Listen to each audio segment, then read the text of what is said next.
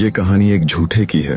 कहानी में असली मजा तब आना शुरू होता है जब झूठे को शुभ चतुर मिलता है, जो उसे 4 ऐसी बातें बताता है जो आगे चलकर उसके बहुत काम आने वाली थी।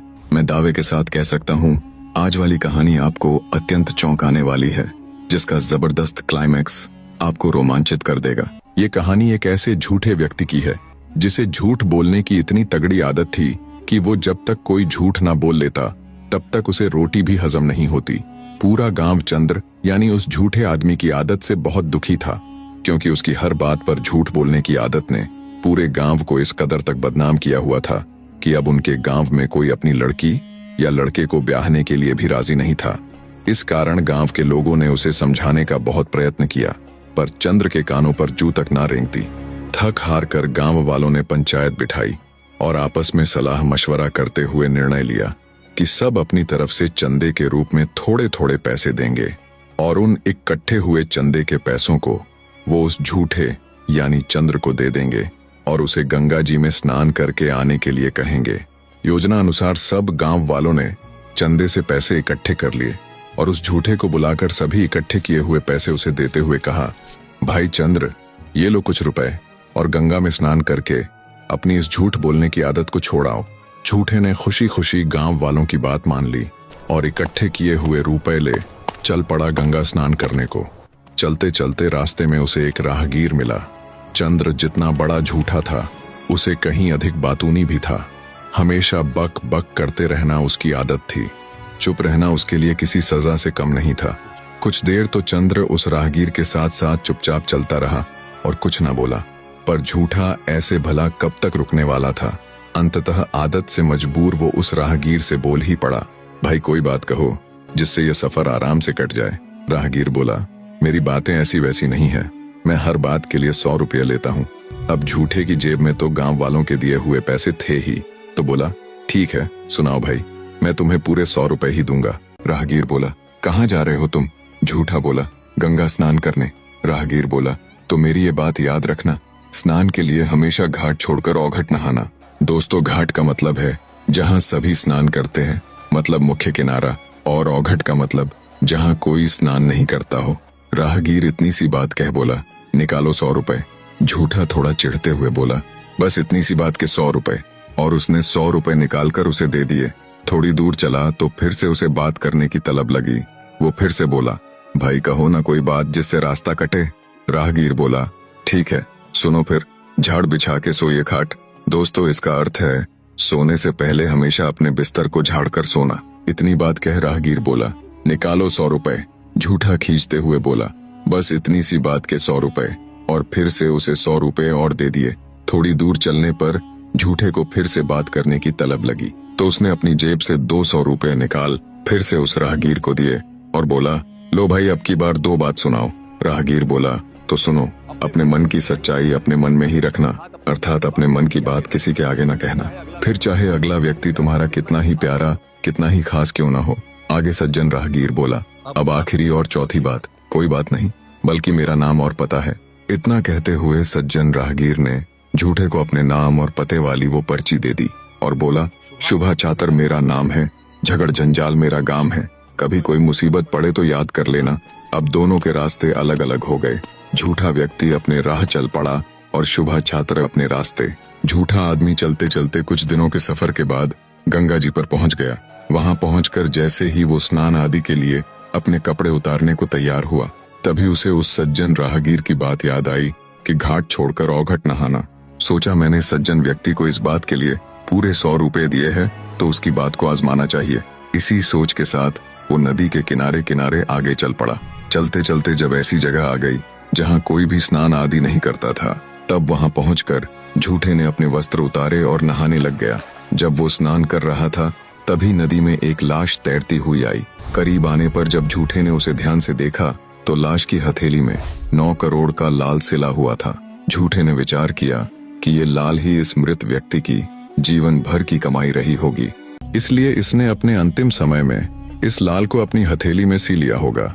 झूठे ने ये कहते हुए उसकी हथेली में सिला हुआ वो लाल उतार लिया कि भाई अब तुम्हारे तो ये किसी काम का है नहीं, पर हाँ, इससे मेरी जिंदगी जरूर बदल जाएगी।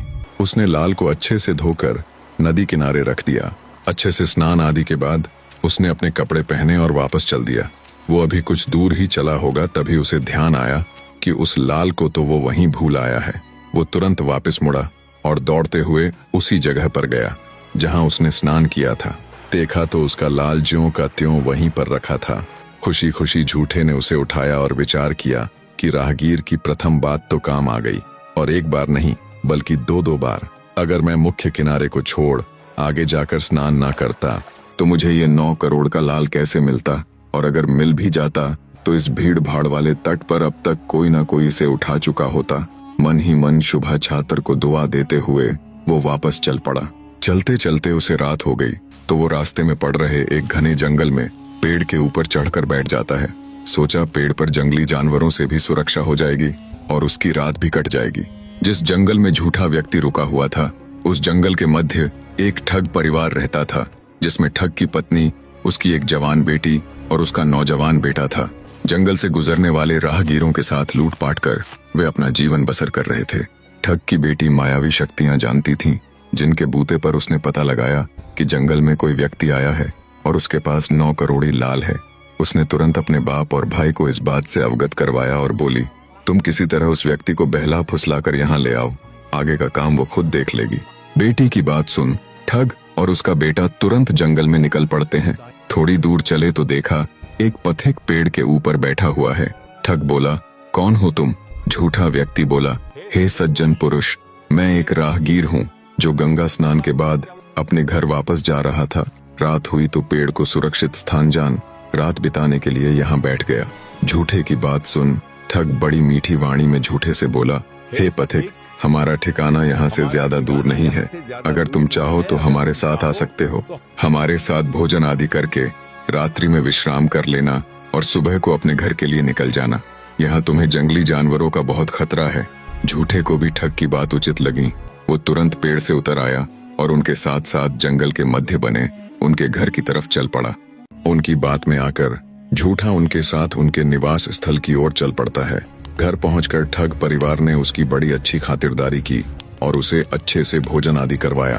भोजन उपरांत ठग की बेटी उससे बोली, महाशय जी, आपके सोने का इंतजाम मैंने ऊपर वाले कमरे में कर दिया है, अतः निश्चिंत हो आप वहां आराम कीजिए। झूठा व्यक्ति ठग परिवार से बड़ा प्रभावित हुआ। सोचा, आज के समय में कौन किसी अनजान के लिए इतना करता है। जब वो ऊपर बने कमरे में गया तो देखा खाट के ऊपर बिल्कुल साफ सुथरी चद्दर बिछी हुई है। थका हारा झूठा तुरंत खाट की तरफ गया और जैसे ही बैठने को हुआ तभी उसे उस सज्जन राहगीर की दूसरी बात याद आ गई कि झाड़ बिछा के सोइए खाट। झूठे ने सोचा, इतनी साफ सुथरी चद्दर बिछी हुई है, क्यों झाड़ना इसे, इसमें भला क्या दिक्कत हो सकती है। पर फिर सोचा, नहीं, मैंने इस बात के लिए पूरे 100 रुपए चुकाए हैं, आजमाना तो चाहिए। इसी सोच के साथ आगे बढ़कर जैसे ही उसने खाट के ऊपर बिछी उस चद्दर को तेजी से झड़काया तो उसकी आंखें फटी की फटी रह गईं। दरअसल वो चादर एक कच्चे सूत के ऊपर बिछाई गई थी, जिसके नीचे दहकते लाल अंगारों से भरा हुआ एक कुआं था। ये सब देख झूठे के पैरों नीचे से जमीन खिसक गई। वो माथा पकड़कर वहीं एक कोने में बैठ गया। उसके दिल की धड़कन तेजी के साथ धड़क रही थी। उसने पहली बार मृत्यु को इतने करीब से देखा था। सोचा, साले सबके सब ढोंगी है, इतनी आव भगत, इतना मान सम्मान, सब झूठा था। जिन लोगों को वो धर्मात्मा समझ बैठा था वो तो उस कसाई के समान निकले जो बकरे को हलाल करने से पहले उसे अच्छे से पेट भर चारा खिलाता है। भला हो उस सज्जन राहगीर का जिसकी दूसरी बात भी काम आ गई, वरना आज जान से हाथ धोना पड़ता। कुछ देर बाद ठग की बेटी ये सोचते हुए ऊपर आई कि अब तक तो पथिक का काम तमाम हो चुका होगा, पर वो जैसे ही कमरे के अंदर आई तो कोने में माथा पकड़कर बैठे पथिक को बिल्कुल सही सलामत देख उसके पैरों नीचे से जमीन खिसक गई। ठग की बेटी को देख झूठा खड़ा हुआ और बोला, बदमाश रांड, क्या मिलता है तुझे भोले भाले निर्दोष लोगों को मारकर। तब ठगिनी बोली, हमारा तो यही काम है, इसी के सहारे मेरा परिवार चलता है। झूठा बोला, अरे दुष्ट स्त्री, ये मत भूल कि तुझे भी एक दिन ऊपर वाले के पास जाना है और अपने किए कर्मों का हिसाब किताब देना है। जिस परिवार के लिए तू उन मासूम राहगीरों की हत्या करती है, एक बार जाकर उनसे पूछ, क्या वो भी तेरे इस पाप कृत्य के भागीदार हैं या नहीं। झूठे की बात सुन ठगिनी का हृदय विचलित हो उठा। वो तुरंत भागकर अपने पिता के पास जाती है और उनसे पूछती है, पिताजी, मारे गए पथिकों की हत्या का पाप किसे मिलेगा? आप भी मेरे इस पाप में भागीदार तो होंगे ही। बेटी की बात सुन ठग बोला, नहीं बेटी, पथिकों की हत्या करने वाली तुम हो तो उनका पाप भी बस तुम्हें ही मिलेगा। मैं तेरे इस पाप में भागीदार नहीं हूँ। पिता की बात सुन ठग की बेटी का हृदय और अधिक बैठ जाता है। भारी हृदय के साथ अब की बार वो अपनी माँ के पास जाती है और उनके सामने भी वही सवाल दोहराती है। बेटी की बात सुन उसकी माँ भी पल्ला झाड़ते हुए बोली, बेटी, तुम्हारे किए इस पाप कृत्य में मैं भला क्यों भागीदार होंगी? हमने तुमसे ये थोड़े ही ना कहा है कि तुम पथिकों की हत्या करके अपना परिवार चलाओ। भाई के पास गई तो भाई ने भी वही जवाब दिया। अत्यंत भारी हृदय के साथ ठगनी फिर से मुसाफिर यानी झूठे के पास जाती है और कहती है, मैंने अपने पूरे परिवार से बात की, सबका जवाब एक ही था कि हम तुम्हारे इस पाप में भागीदार नहीं हैं। आगे ठगिनी बोली, हे मुसाफिर, तुमने मेरा भ्रम तोड़ दिया। मैं ये सब कुछ छोड़कर तुम्हारे साथ चलने के लिए तैयार हूँ, क्योंकि तुम मुझे भले मानस जान पड़ते हो। ठगिनी की बात सुन कुछ देर के लिए झूठा गहन सोच में डूब गया। सोचा, अब इस बला को मैं अपने गले क्यों बांधूं? पर फिर विचार किया कि एक बार कैसे भी करके यहाँ से निकला तो जाए, आगे का आगे देखेंगे। झूठा आदमी ठग की बेटी की बात पर अपनी सहमति जता देता है। तब ठगिनी बोली, ठीक है, तो आज आधी रात के समय हम यहाँ से भाग जाएंगे और कहीं शांति से अपना जीवन गुजर बसर करेंगे। आधी रात का वक्त हुआ तो ठगिनी ने अपने घर में जमा किया हुआ सारा धन आधी समेटा और झूठे के साथ ऊँटनी पर बैठ फरार हो गई। सुबह ठग ने जब अपनी बेटी, मुसाफिर, धन और ऊँटनी को गायब पाया तो उसे सारा माजरा समझने में देर न लगी। वो माथा पीट कर रह जाता है। झूठा व्यक्ति और ठग की बेटी चलते चलते एक अनजान शहर में पहुंच जाते हैं। कुछ दिन तक तो झूठा व्यक्ति ठग की बेटी के साथ रहा। ठग की बेटी के साथ कुछ दिन रहने के बाद झूठे को अपने घर अपनी पत्नी के पास जाने का ख्याल सताने लगा तो उसने मन ही मन ठग की बेटी को छोड़ने का विचार बना लिया। सोचा, ये इतनी सती सावित्री, इतनी मासूम तो है नहीं कि मेरे अचानक छोड़कर जाने पर ये जी ही ना सकेगी। इसी विचार के साथ झूठा आदमी आधी रात को चुपके से ठग की बेटी को सोती हुई छोड़कर अपने गांव की तरफ चल पड़ता है। लंबे सफर के बाद जब वो अपने गांव की सीमा पर पहुंचा तो कुछ देर सुस्ताने के लिए एक अंधे कुएं पर बैठ गया। दोस्तों, गांव देहात में सूखे हुए कुएं अर्थात जिसमें पानी ना हो को अंधा कुआं बोल देते हैं। तो झूठा जब कुएं की मुंडेर पर बैठा विश्राम फरमा रहा था तब उसने एक बड़ा ही अचंभा देखा। उसने देखा कि अंधे कुएं में एक छोटी सी खरबूजे की बेल लहलहा रही है जिसके ऊपर एक खरबूजा भी लगा हुआ है। अचंभे की बात इसलिए थी क्योंकि उस समय जेठ का माह चल रहा था। जेठ अर्थात मई जून का महीना, जिन दिनों में भीषण गर्मी और तपा देने वाली गर्म हवाएं चलती हैं, जिसके कारण अच्छे खासे हरे भरे पेड़ तक सूख जाते हैं। ऐसे मौसम में वो हरी भरी खरबूजे की बेल किसी करिश्मे से कम नहीं थी। झूठा भारी ताज्जुब के साथ उस अंधे कुएं में उतरा और उस बेल को सूखे पत्तों आदि से ढक दिया और अपने गांव में प्रवेश कर गया। झूठे को वापस आया देख सभी गांव वाले एकत्रित हो गए और उन्होंने गांव के मुखिया अर्थात सरपंच को भी बुला लिया। सरपंच ने झूठे से पूछा, क्यों भाई चंद्र, कर आया गंगा स्नान और छोड़ आया अपनी झूठ बोलने की आदत को? तब झूठा बोला, जी सरपंच साहब, गंगा स्नान पश्चात मैंने अपनी झूठ बोलने की आदत को त्याग दिया। झूठे की बात सुन गांव वाले और सरपंच बड़े खुश हुए। बोले, वाह भाई, यूं तो बहुत बढ़िया काम किया तूने। फिर झूठा बोला, पर गांव आते हुए मैंने एक बहुत ही ताज्जुब भरी चीज देखी। मैंने देखी इस तपती गर्मी के माह में एक हरी भरी खरबूजे की लहलहाती बेल जिसके ऊपर खरबूजा भी लगा हुआ था। उसकी बात सुन गांव वालों ने अपना माथा पीट लिया। बोले, नहीं सरपंच जी, ये तो वैसा का वैसा ही है। इसकी झूठ बोलने की आदत तो ज्यों की त्यों है, कुत्ते की दुम टेढ़ी की टेढ़ी। भला इस मौसम में भी कभी खरबूजे की बेल देखी है? और हम ये मान भी ले कि इस तपती भीषण गर्मी में कोई खरबूजे की बेल बच भी गई हो, पर इस मौसम में खरबूजा लगना ना सरपंच साहब ना, ये तो मुमकिन ही ना है। तब झूठा बोला, अगर आपको मेरी बात पर यकीन ना हो तो मेरे साथ शर्त लगा लीजिए। झूठे की शर्त वाली बात सुन भीड़ में से एक गांववासी निकल कर आया। बोला, मैं तुम्हारे साथ शर्त लगाने को तैयार हूँ। जो भी जीतेगा वो हारे हुए के घर से कोई भी 3 मनचाही वस्तुएं ले लेगा। जिन वस्तुओं को वो हाथ लगाएगा वो उसी की हो जाएगी। अब झूठे को तो अपनी आंखों देखी पर विश्वास था, सो उसने उस गांववासी के साथ शर्त लगा ली। झूठे की पत्नी एक चरित्रहीन स्त्री थी। दरअसल जिस गांववासी ने भरी पंचायत में झूठे के साथ शर्त लगाई थी वही व्यक्ति उसकी पत्नी का यार था, पर बेचारा झूठा यानी चंद्र इस बात से बिल्कुल अनजान था। अंततः शर्त अनुसार अगला दिन मुकर्रर किया गया, जब झूठे को अपनी बात सही साबित करते हुए पूरे गांव को वो खरबूजे की बेल दिखानी थी। शर्त के बाद झूठा खुशी खुशी निश्चिंत होकर अपने घर चला जाता है और अपनी पत्नी के आगे गंगा स्नान के सफर से लेकर आज वापस लौटने पर गांव वालों के साथ हुई पूरी बातचीत तक का सारा किस्सा कह सुनाता है। झूठे की पूरी बात सुन उसकी बदकार स्त्री बोली, अच्छा, आपने सच में खरबूजे की बेल देखी थी क्या? झूठा बोला, और नहीं तो क्या, मैं ऐसे ही 3 वस्तुओं की शर्त लगाकर थोड़े ही ना आया हूँ उसके साथ। कल देखना तुम, पूरे गांव के सामने खरबूजे की बेल दिखाकर मैं ये तो साबित करूंगा ही कि मैं वास्तव में अपनी झूठ बोलने की आदत को त्याग कर आया हूँ, और साथ साथ उस शर्त लगाने वाले के घर से 3 कीमती वस्तुएं भी लेकर आऊंगा। झूठे की बात सुन उसकी मक्कार स्त्री कुछ सोचते हुए बोली, अच्छा सियाने, ये तो बताओ तुमने वो खरबूजे की बेल आखिर देखी कहाँ थी? पत्नी के पूछने पर झूठा एक बार तो उसे बताने को हुआ, पर फिर उसे शुभा छात्र की वो तीसरी बात याद आई कि अपने मन की बात किसी के आगे ना कहना, फिर चाहे वो तुम्हारा कितना ही प्यारा क्यों ना हो। शुभा छात्र की बात याद आने पर झूठे ने अपनी पत्नी को टाल दिया और बोला, तुम भी कल पूरे गांव के साथ सीधा देख ही लेना। उसकी स्त्री मन महसूस कर रह गई। जब दिन ढला और रात हुई तब झूठे की पत्नी चोरी छिपे घर से बाहर आई, जहां अंधेरे में उसका यार दुर्जन सिंह पहले से ही उसकी राह देख रहा था। झूठे की पत्नी के बाहर आते ही वो उससे बोला, तुम्हें मेरे और तुम्हारे पति के बीच लगी शर्त का पता तो चल ही गया होगा।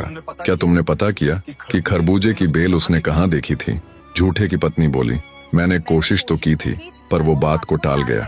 तब वो दुष्ट व्यक्ति बोला, तुम कैसे भी करके उससे उस खरबूजे की बेल का स्थान पता कर लो। मैं सुबह होने से पहले ही वहां जाकर उस बेल को उखाड़ कर फेंक दूंगा, और शर्त जीतने के बाद जब 3 वस्तुओं को हाथ लगाने की बारी आएगी तो सबसे पहले मैं तुम्हें ही हाथ लगाकर सदा के लिए अपनी बना लूंगा। फिर हमें ऐसे छुप छुप कर नहीं मिलना पड़ेगा। अपने यार की बात सुन बदकार स्त्री की आंखें चमक उठी। वो बोली, ठीक है, कैसे भी करके अब तो ये मालूम करना ही पड़ेगा। इतना कहकर वो अंदर आ गई। जब रात्रि में सोने का समय हुआ तो वो मक्कार स्त्री अपने पति के पैरों के पास बैठकर उसके पैर दबाने लग जाती है और मीठी मीठी बातें करनी शुरू कर देती है। बातों बातों में वो फिर से अपने पति से बोली, मुझसे ऐसी भी क्या भूल हो गई जी, जो आपको मुझ पर भी एतबार ना रहा। पत्नी की ये मीठी वाणी सुन झूठा बोला, नहीं सियानी, ऐसी तो कोई बात नहीं। तो फिर आपने मुझे बताया क्यों नहीं कि आपने वो खरबूजे की बेल आपने कहाँ देखी थी? हृदय पिंगला देने वाली वाणी सुन आखिरकार चंद्र अपनी पत्नी की मीठी मीठी बातों में फंस ही जाता है और उसे धीरे से कहता है, सुनो सियानी, गांव के अंदर आने वाले रास्ते पर वो फला फला अंधा कुआं पड़ता है ना, बस उसी के अंदर वो खरबूजे की बेल उगी हुई है।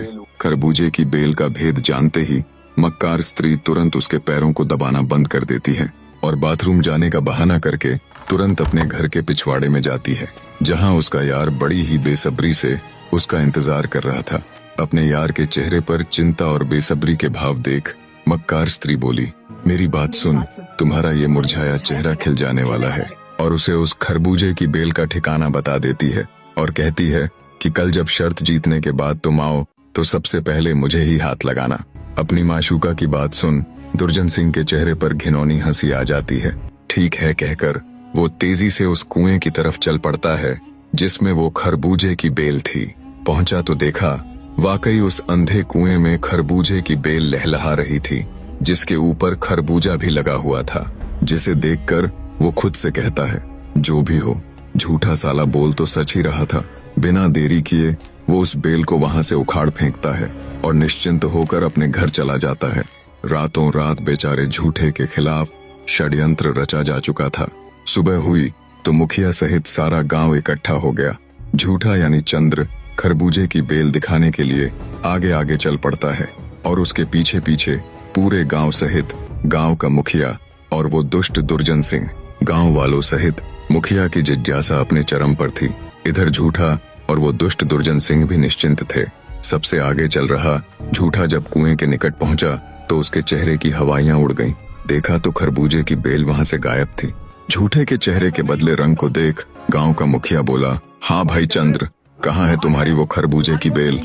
झूठा हकलाता हुआ बोला, कल रात तक तो इसी कुएं में थी, पर अब गायब है। उसकी बात सुन मुखिया उसे झिड़कते हुए बोला, कल रात को अगर बेल तुमने देखी थी तो क्या रात भर में ही धरती उसे निगल गई या फिर आसमान उसे खा गया? तुम कभी नहीं बदल सकते। हम सभी बेवकूफ थे जो तुम्हारा विश्वास किया। इतने में दुर्जन सिंह आगे आया और बोला, मुखिया जी, अब चूंकि ये शर्त हार चुका है तो इससे कहिए मैं इसके घर की जिन 3 चीजों को हाथ लगाऊं वो मुझे दे दे। पीला पड़ चुका झूठा दुर्जन सिंह की शर्त वाली बात सुन बोला, मैं अपनी शर्त निभाने के लिए तैयार हूँ, पर उसके लिए मुझे आज का समय दीजिए। कल तुम मेरी जिन 3 चीजों को हाथ लगाओगे वो तुम्हारी हो जाएगी। झूठे की बात सुन दुर्जन सिंह बिफर पड़ा और बोला, मुखिया जी, कल तक तो ये अपने घर की कीमती वस्तुओं को छिपा देगा। तब झूठा बोला, नहीं, चाहो तो घर के आगे पहरा लगवा दो, मैं घर से एक सुई भी बाहर नहीं निकालूंगा। झूठे की मिन्नतें करने पर उसे एक दिन का समय दे दिया जाता है। समय मिलने पर झूठा सीधा उस सज्जन राहगीर के शहर की तरफ चल पड़ता है जिसने उसे आखिरी यानी चौथी सीख के तौर पर अपना नाम पता दिया था और मुसीबत पड़ने पर याद करने को कहा था।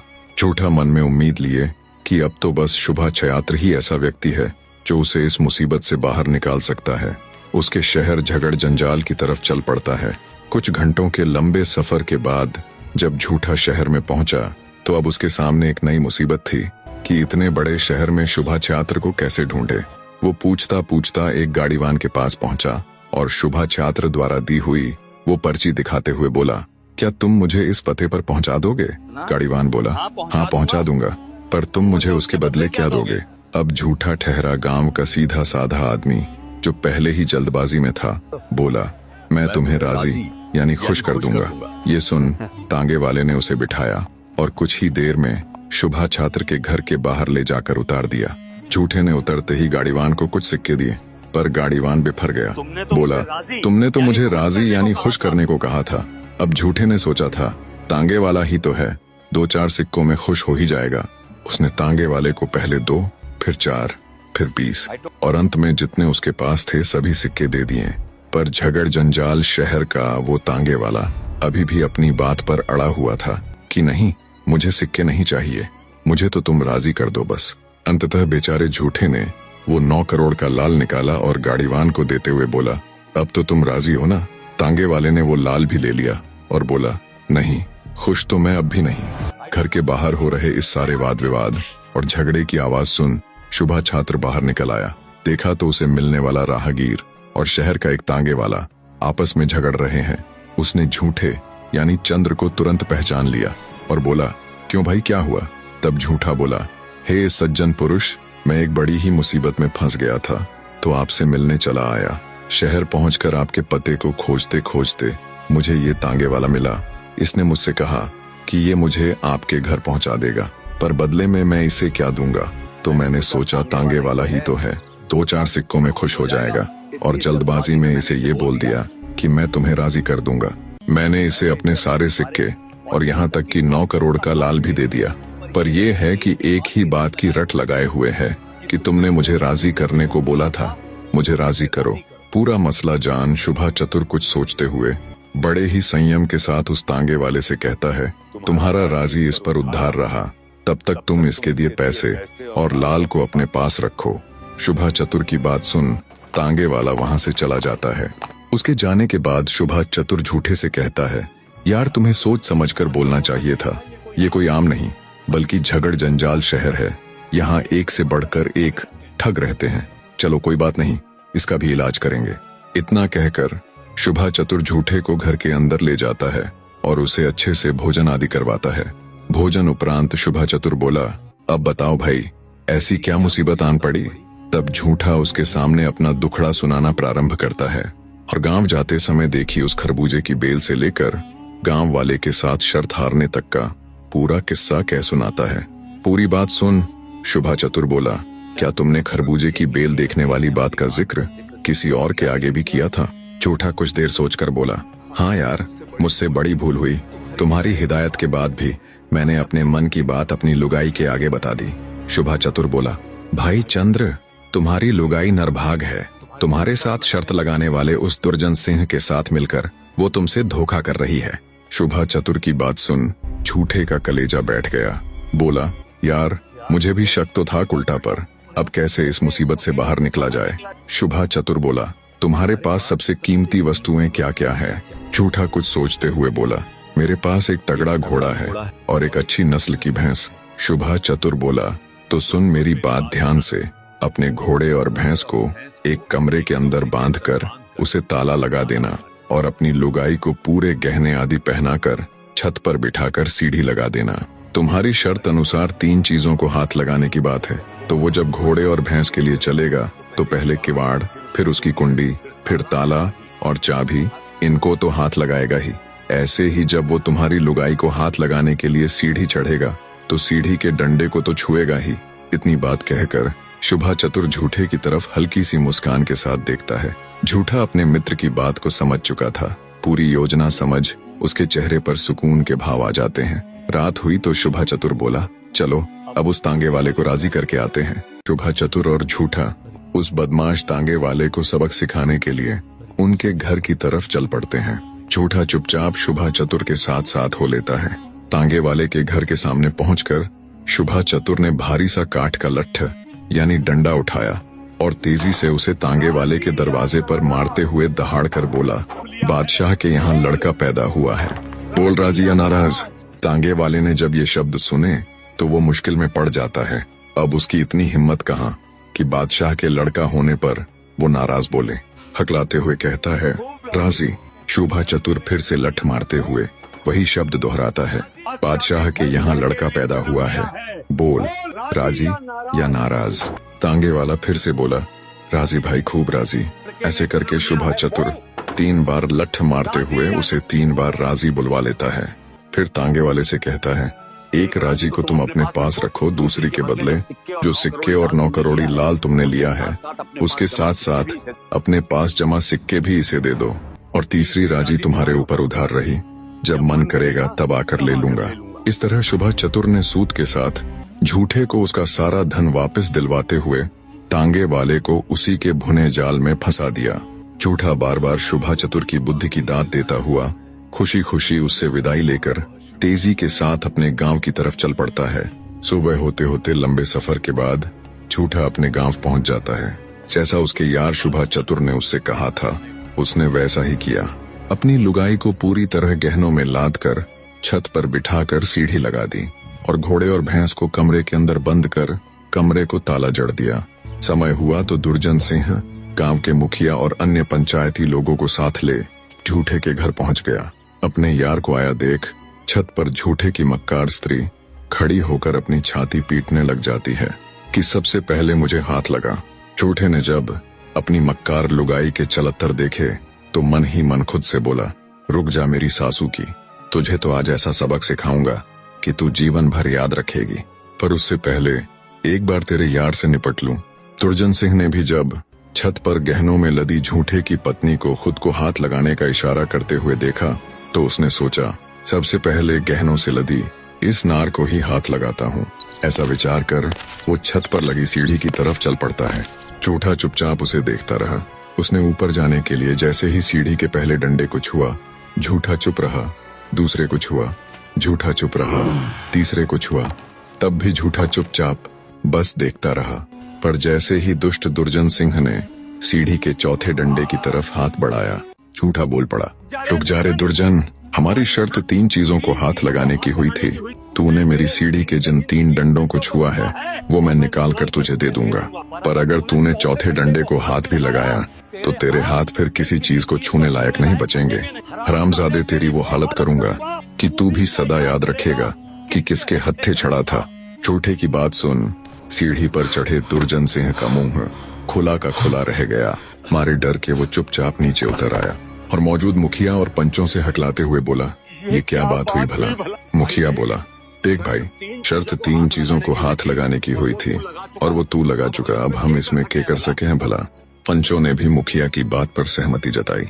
अपना सा मुंह ले दुर्जन चुपचाप वहां से खिसक जाता है। मुखिया और पंच झूठे की बुद्धिमत्ता की सराहना करते हैं। झूठे की मक्कार स्त्री ठगी सी खड़ी रह जाती है। झूठे यानी चंद्र ने अपनी स्त्री को नीचे उतारा और उसकी अच्छे से खातिरदारी की। उसके बाद न कभी वो दुर्जन से मिली और न दुर्जन की उधर आने की हिम्मत हुई। धीरे धीरे गांव वालों को ये पता चल गया कि झूठे यानी चंद्र ने हकीकत में गंगा स्नान पश्चात अपनी झूठ बोलने की आदत को त्याग दिया था।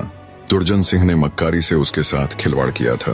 पूरे गांव ने चंद्र को इसके लिए सम्मानित किया। इस तरह चंद्र ने अपनी झूठ बोलने की आदत को छोड़ने के साथ साथ अपनी मक्कार स्त्री को भी सुधारते हुए सही लाइन पर ला दिया और सम्मान के साथ अपना जीवन व्यतीत किया। निष्कर्ष, चंद्र का गंगा स्नान करना एक बाहरी कर्म था, परंतु उसकी जिंदगी असली मोड़ तब लेती है जब वह शुभाचात्र द्वारा दिए गए जीवन रक्षक ज्ञान को अपनाता है और उस पर अमल करता है। यह ज्ञान ही उसे जीवन, मृत्यु, धन और विपत्ति के संकटों से सुरक्षित निकालता है। कहानी सिखाती है कि अच्छाई की जीत केवल नियत से नहीं बल्कि व्यावहारिक बुद्धिमत्ता और दृढ़ता से होती है। चंद्र अंत तक अपने विवेक और शुभाचात्र के मार्गदर्शन का उपयोग करके न केवल अपनी आदत सुधारता है बल्कि ठगिनी को पाप के पथ से हटाता है और अपने घर और सम्मान की रक्षा करता है। अंततः सत्संगति और प्राप्त ज्ञान को जीवन में उतारना ही सबसे बड़ी आध्यात्मिक साधना है, जो व्यक्ति को केवल पवित्र ही नहीं बल्कि जीवन की चुनौतियों में विजयी भी बनाती है।